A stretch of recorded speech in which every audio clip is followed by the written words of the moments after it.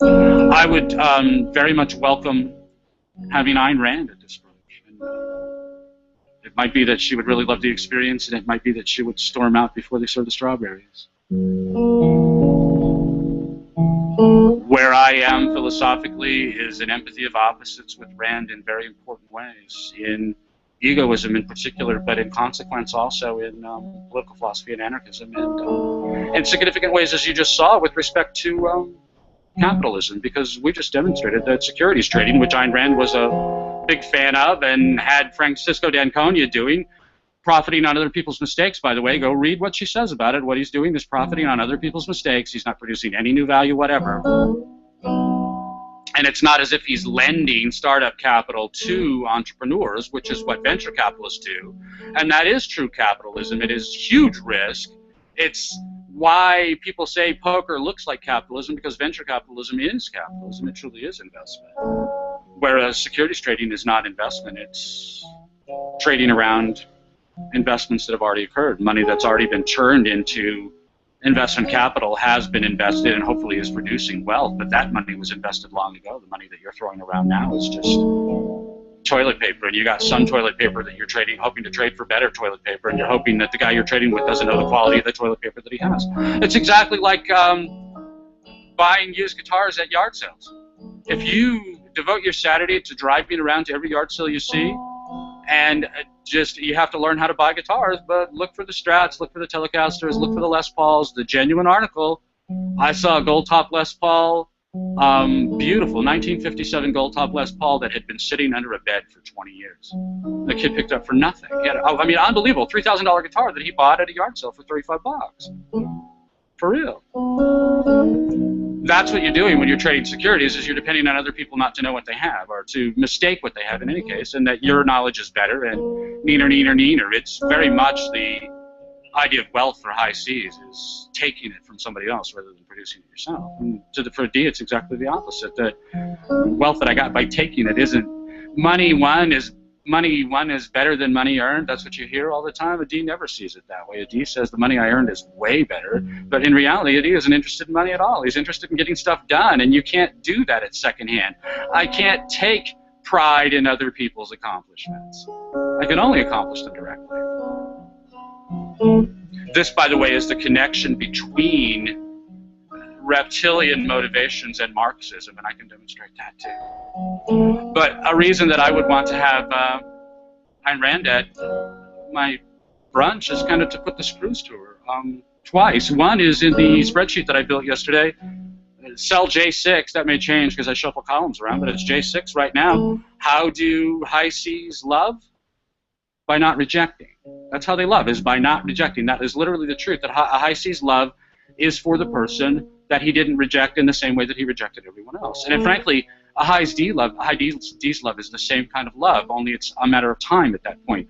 That a high C will reject everyone in order to eliminate chaos and disorder, and a high D will tend to reject everyone in order to maximize his time. So in the Fountainhead, you see Ayn Rand say, love is exception making. And it's really poetic. It's really, really a decent sentiment. It's really nice. Love is exception making, and it really resonated with me when I first read it, and it's been with me ever since. When something airs, how do you know when something's art? Because you can quote it verbatim. God damn it, it won't let you loose. That's how you know. The practical ontology of what's real art for you is the stuff that won't turn you loose, the stuff that gets in your head and stays there forever. This is what I want to do. This is my job. God help me, I'm going to get better at it. But she said, love is exception making.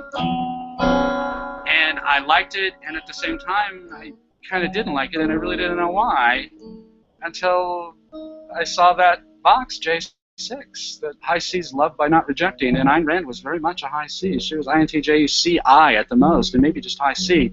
Maybe the I came on later. The I was kind of a introvert need. I don't know. I don't know how to explain it, because she really was very emotionally needy, so that implies I or S, but she was very high C in the way that she worked. I mean, she worked like a reptile, and you could tell by the amount of work that she piled up.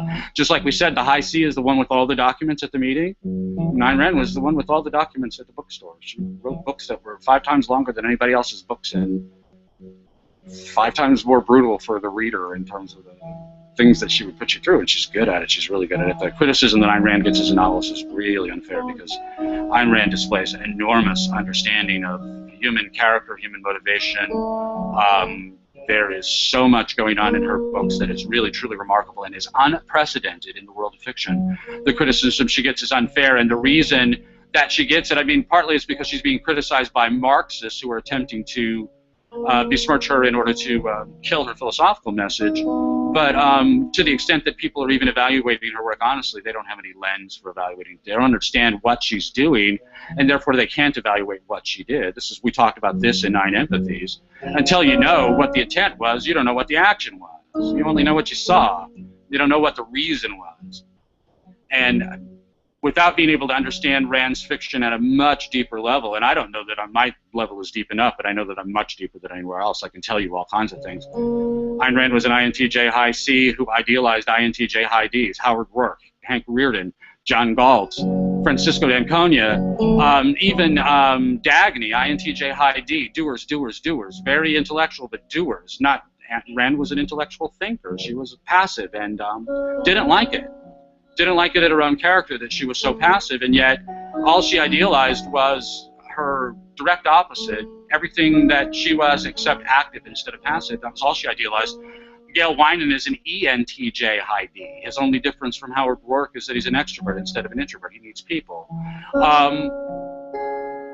That's one level. I can do the Fountainhead as architecture. I can do the architecture of the Fountainhead as the architecture of a novel. And I can show you how she built the architecture. I can show you what her outline looked like. I can diagram her original outline and show you how the novel proceeded along that basis. I can connect it back to Henrik Ibsen, who was our next guest at the brunch table. There are all kinds of ways that I can evaluate Rand's fiction that no one ever has in any sort of serious scholarly way, and yet I don't know that I've got it all either, because all I know is what I know. I just know that I know more than other people, and therefore I know that there's a lot more there than she gets credit for as a novelist. As a philosopher, she deserves significant credit and significant criticism, and I'm going to get to the criticism right now. Another expression that you will hear quoted for Ayn Rand all the time is, emotions are not tools of cognition. Emotions are not tools of cognition. And what that really says is the appeal to emotion is a logical fallacy, which is true and obvious, not difficult to understand at all, that whatever argument that you intend to make, the position you took makes me feel bad is not dispositive. It's not a reason for me to change my position. In fact, if you're 3 and you make that argument, maybe I take it into account. If we are married and I said something that is really cutting and unnecessary, and you say that position makes me feel bad, I should retract it immediately, because I didn't take a position, I issued an insult. But in the course of a normal, persuasively valid debate, if I make a proposition and your answer is, take that back, my feelings are hurt, then you are 3, and I'm no longer talking to you. And that's completely appropriate. But when you phrase it that way, emotions are not tools of cognition, what you are saying to every high S that you're talking to is that you are persistently wrong. That's what she was saying. She's an INTJ high C. She has absolutely no problem keeping her emotions corralled. None whatever. To the contrary, the one emotion that she can't keep corralled is her anger, and that's the emotion that she uses to cow all of her followers, many of whom were high S's, probably most of whom were high S's, because who is it who gravitates to a guru? And Rand hated the idea of being a guru, and she hated the idea of what she had being a cult, and arguably it wasn't a cult, it was just very cult-like. And one of the things that made it cult-like was that statement, emotions are not tools of cognition, because all of the S's were constantly feeling all the time. It's their primary interface for the universe, is their feelings. They apprehend the universe by the emotions that they feel about the universe. And if you tell them that emotions are not tools of cognition, you're telling them that 98% of everything that you think is wrong. Not just wrong as to fact, but wrong as to morality. You are morally wrong. You are irredeemably, irreparably wrong, because you can't stop having emotions. That was the way they heard it. It's not what she said, and it's not what she meant, but it's what they heard. And those people were horribly damaged by this, in very much the same way that the victims of Stefan Molyneux are damaged by him, with the added benefit of Molyneux goes the extra step of killing their parents, too, in pantomime. But Rand was cultish in that respect, in the sense that she allowed herself to attract all of these people who were fundamentally alien to her, very, very different from her. That the people who were closest to her, like Peikoff, Rothbard, some of the others, INTJ high C, they would have seemed very normal to her. You'll note that Rothbard broke up, possibly because he really was a D, or he had more D than C.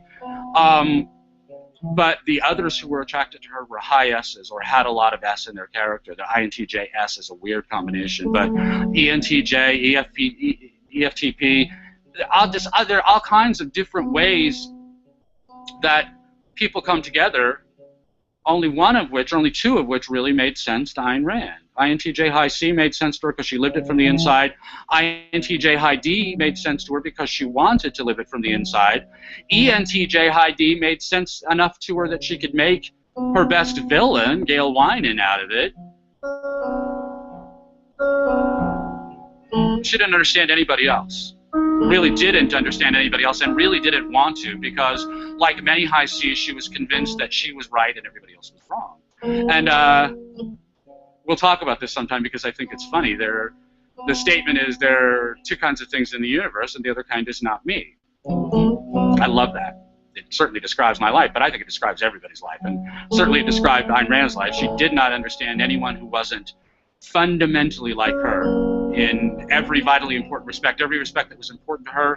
She understood the people who were like that, and she didn't understand anyone who wasn't like that. And saying emotions are not tools of cognition was a really hurtful thing to do to a lot of innocent, decent people. And I'd be interested to see if I could make that argument to her and have her not storm out of the room on me. I think I could make it in a kind enough way that other people might be able to take it, and it would be interesting to see if she could take it, if she could grow in this regard, because it would be fun for her to play with these ideas too.